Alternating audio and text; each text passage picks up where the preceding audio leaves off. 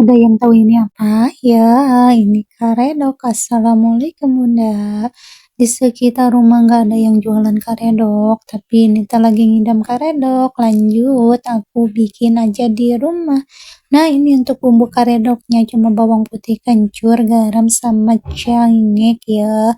Terus juga aku kasihin kacang tanah. Kalian juga pada pinter ya bikin karedok mah.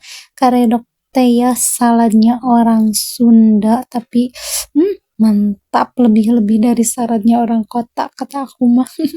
Nah, lanjut di sini aku kasihin kentang, terus dikasihin gula merah sama asam jawa karena nggak ada jeruknya, harusnya pakai jeruk tapi nggak ada, jadi aku diganti sama asam jawa.